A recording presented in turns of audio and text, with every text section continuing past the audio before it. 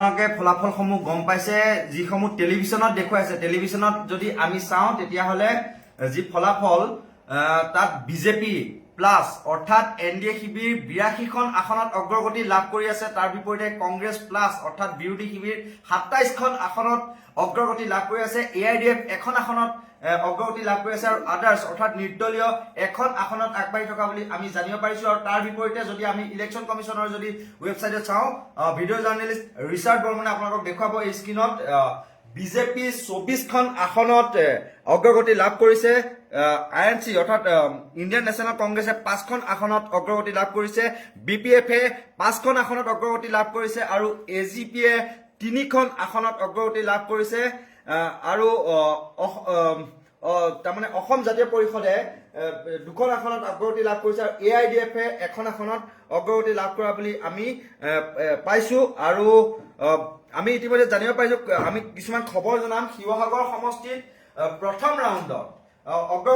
মানে অখিল গগৈ পিছ পৰি আছে 1048টা ভোটত প্ৰথম ৰাউণ্ডৰ অন্তত অখিল গগৈ পিছ পৰি আছে ঠিক একেদৰে 1056টা ভোটত গৌৰৱ গগৈ প্ৰথম ৰাউণ্ডৰ অন্তত পিছ পৰি আছে নাজিৰা সমষ্টিত দেৱব্ৰত শইকীয়া পিছ পৰি আছে আৰু ঠিক সেইদৰে খোৱাং সমষ্টিত 700 প্ৰায় মই আপোনালোকক জনাইছো তথ্যটো আমালৈ আহিছে খোৱাঙৰ সংবাদদাতাই পঠিয়াইছে 739টা ভোটত মানে বিজেপি অগ্ৰগতি চক্ৰধৰ গগৈ অগ্ৰগতি লাভ কৰাৰ বিপৰীতে 739টা ভোটত পিছ পৰি আছে লুৰিণজ্যোতি গগৈ ঠিক একেদৰে কুংকি চৌধুৰী আমি প্ৰথম ৰাউণ্ডত আমি চাওঁ আমি হেভিৱেট প্ৰাৰ্থীসকল কৈছো কুংকি চৌধুৰী 1468টা ভোটত পিছ পৰি আছে অৰ্থাৎ বিজয় গুপ্তা 1468টা ভোটত অগ্ৰগতি লাভ কৰা বুলি আমি গম পাইছো এয়া হৈছে কিছুমান হেভিৱেট প্ৰাৰ্থী ঠিক সেইদৰে আমি এই মুহূৰ্তে খবৰ আহিছে যে নলবাৰীত পিছ পৰি আছে জয়ন্ত মল্ল বৰুৱা এই খবৰ আমাৰ হাতত আহিছে কিছু ভোটত খুব বেছি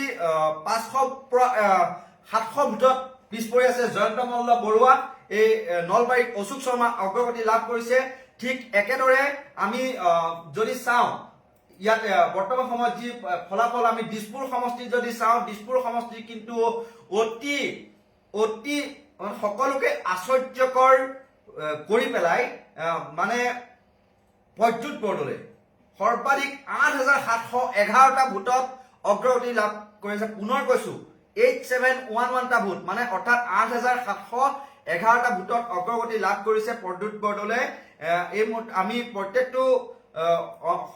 খবৰ আপোনালোক দি থাকিম আৰু নাজিয়া সমষ্টিৰ কথা কওঁ নাজিয়া সমষ্টিৰ বিজেপি প্ৰাৰ্থী ময়ূৰ বৰগোহাঁই মানে 2514টা ভোটত অগ্ৰগতি লাভ কৰিছে আৰু এই ক্ষেত্ৰত দেৱব্ৰত শইকীয়াই লাভ কৰিছে 3141টা ভোট আৰু তাৰ বিপৰীতে ময়ূৰ বৰগোহাঁয়ে লাভ কৰিছে 5655টা ভোট আৰু ইতিমধ্যে আমি দ্বিতীয় ৰাউণ্ড আহিছে কুংকি চৌধুৰীয়ে 2608টা ভোট লাভ কৰাৰ বিপৰীতে বিজয় গুপ্তাই 5084টা ভোট অৰ্থাৎ প্ৰায় 3000 ভোটত অগ্ৰগতি লাভ কৰিছে বা প্ৰায় 2400 ভোটত কিন্তু অগ্ৰগতি লাভ কৰিছে বিজয় কুমাৰ গুপ্তাই আৰু এই ক্ষেত্ৰত ক'বলৈ মধ্য গুৱাহাটী সমষ্টিটোত কুংকি চৌধুৰীয়ে বহুখিনি প্ৰতিদ্বন্দ্বিতা মানে তীব্ৰ প্ৰতিদ্বন্দ্বিতা আগবঢ়াইছিল আৰু তেওঁ হেভিৱেট প্ৰাৰ্থী হিচাপে ধৰা হৈছিল কিন্তু এটা কথা চাব লাগিব যি সমষ্টি সেই সমষ্টিটোত কিন্তু হিন্দী ভাষী ভোটাৰ বা বেংগলী ভোটাৰ বা বিহাৰী ভোটাৰ সেইসকলে ক্ৰিয়া কৰিছে আৰু এই ক্ষেত্ৰত কি হয় সেয়া বাৰু ফলাফল নিশ্চয়কৈ আবেলি সময়লৈ নিশ্চিত হ'ব কিন্তু এই মুহূৰ্তত যদি আমি পুনৰ এবাৰ জনাওঁ কিন্তু অতি ৰহস্যজনকভাৱে শিৱসাগৰ সমষ্টিটো বিজেপি 1048টা ভোটত অৰ্থাৎ কুশল দুৱৰী 1048টা ভোটত আগুৱাই আছে অখিল গগৈতকৈ ঠিক সেইদৰে চক্ৰধৰ গগৈ বিজেপিৰ প্ৰাৰ্থী সেইগৰাকী আগুৱাই আছে প্ৰথম ৰাউণ্ডৰ অন্তত 739টা ভোটত লুৰিণজ্যোতি গগৈতকৈ কিন্তু আগুৱাই আছে ঠিক একেদৰে আমি যদি কওঁ এই ক্ষেত্ৰত আমি মাহমৰা সমষ্টিলৈ আহিছো মাহমৰা সমষ্টিত সুৰুজ বৰগোহাঁই তেওঁ 730টা ভোটত কিন্তু আগবাঢ়ি আছে কংগ্ৰেছৰ প্ৰাৰ্থীগৰাকীতকৈ ঠিক একেদৰে মাহমৰা সমষ্টিত ধৰ্মেশ্বৰ কোঁৱৰ উৎপল গগৈতকৈ কিন্তু 718টা ভোটত আগবাঢ়ি আছে এয়া আমাৰ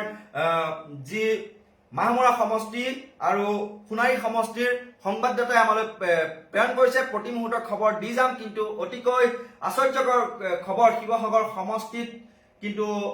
1048টা ভোটত কুশল দৌৰি আগবাঢ়ি আছে। ঠিক সেইদৰে পিছ পৰি আছে খোৱাং সমষ্টিত লুৰিণজ্যোতি গগৈ আৰু যোৰহাটত গৌৰৱ গগৈ। আমি যদি পুনৰবাৰ যদি ইলেকশ্যন কমিশ্যনৰ ৱেবছাইট যদি চাওঁ, অকণ ভিডিঅ' জাৰ্নেলিষ্টক মই এইফালে অলপ আহিবলৈ অনুৰোধ জনাইছো। আমি ইয়াত সাৰ্চ কৰিলো, আমি যোৰহাট সমষ্টি যদি চাওঁ ইয়াত কি ৰিজাল্ট ওলাই আমি দেখুৱাই আছো। বৰ্তমান সময়টো কিন্তু প্ৰথম ৰাউণ্ডৰ ইয়াত অন্তত চাওক আপোনালোকে 1056টা ভোটত কিন্তু পিছ পৰি আছে গৌৰৱ গগৈ। ঠিক একেদৰে ক'ব নোৱাৰি 14টা ৰাউণ্ড আছে মুঠ। 14টা ৰাউণ্ডত কি হয় ফলাফল সেয়া পৰৱৰ্তী পৰ্যায়ত আমি গম পাম, কিন্তু বৰ্তমান সময়লৈকে যিটো আমি ফলাফল পাইছো সেয়া আমি ইলেকশ্যন কমিশ্যনৰ ৱেবছাইটত পুনৰ দেখুৱাইছো। বিজেপি 32খন আসনত অগ্ৰগতি, ইণ্ডিয়ান নেশ্যনেল কংগ্ৰেছ 9খন আসনত অগ্ৰগতি, BPF 5খন আসন, AGP 3খন আসন আৰু AIDF 1খন আসন আৰু 3খন আসন আদাৰ্ছ আমি গম পাইছো। অসম জাতীয় পৰিষদে 3খন আসনত অগ্ৰগতি লাভ কৰি থকা বুলি আমি জানিব পাৰিছো। আৰু ঠিক একেদৰে কিন্তু AIDF মাত্ৰ 1খন আসনতহে আগবাঢ়ি আছে। আৰু এইবাৰ ক'ব লাগিব যে AIUDFৰ যি অৱস্থা, সেই অৱস্থা কিন্তু পূৰ্বৰ তুলনাত কিছু বেয়া বুলি ক'ব লাগিব। ঠিক একেদৰে এতিয়াও বহুকেইটা ৰাউণ্ড আছে, 14-15টা ৰাউণ্ড আছে। কি হয় ফলাফল ক'ব নোৱাৰো, কিন্তু প্ৰতি মুহূৰ্তৰ খবৰ এনেকে আমি লাইভ আপোনালোকক দেখুৱাই থাকিবলৈ চেষ্টা কৰিম। আমাৰ যি নৰ্থ ইষ্ট নাওৰ যি ডিজিটেল লাইভ, সেই ডিজিটেল লাইভৰ জৰিয়তে আমি দেখুৱাই থকাৰ চেষ্টা কৰিম। আমি বিশ্লেষণো আপোনালোকলৈ বুলি আগবঢ়াম। সেয়া কিন্তু সেই বিশ্লেষণ আমি যেতিয়া ছবিখন পৰিস্ফুট হ'ব, কি কি কাৰকে আচলতে প্ৰভাৱ পেলালে বিৰোধীক অগ্ৰগতি বা নিশকতীয়া কৰাৰ ক্ষেত্ৰত বা শাসক পক্ষৰ যি বিজয় ধ্বজা সেয়া যিহেতু অব্যাহত থাকিল, পুনৰ এবাৰ যদিহে হিমন্ত বিশ্ব শৰ্মা চৰকাৰে কি কি কাৰণে তাত প্ৰভাৱ পেলাব বা বিৰোধীৰ যদি আসনৰ সংখ্যা যদি বৃদ্ধি পায়, কিহৰ কাৰণে বৃদ্ধি পাব, সেই সবিশেষ আমি 12:30 বজাৰ পিছত আপোনালোকলৈ বুলি লৈ আনিম। কিন্তু মাজে সময়ে আপোনালোকক এনেদৰে আমি ডিজিটেল যি লাইভৰ জৰিয়তে আমি দেখুৱাই থাকিম কেনেকুৱা কি মানে ফলাফল হৈছে অসমত, সেয়া আমি দেখুৱাই থাকিম। কিছু সময়ৰ পিছতে আমি পশ্চিমবংগলৈ বুলিও আহিম। যিসকল হেভিৱেট প্ৰাৰ্থী আছে পশ্চিমবংগৰ, সেয়া আমি কিছু সময়ৰ পিছত আৰু আধা ঘণ্টাৰ পিছতে আপোনালোকলৈ বুলি লাইভত আহি সবিশেষ তথ্য আমি দেখুৱাবলৈ চেষ্টা কৰিম। ধন্যবাদ।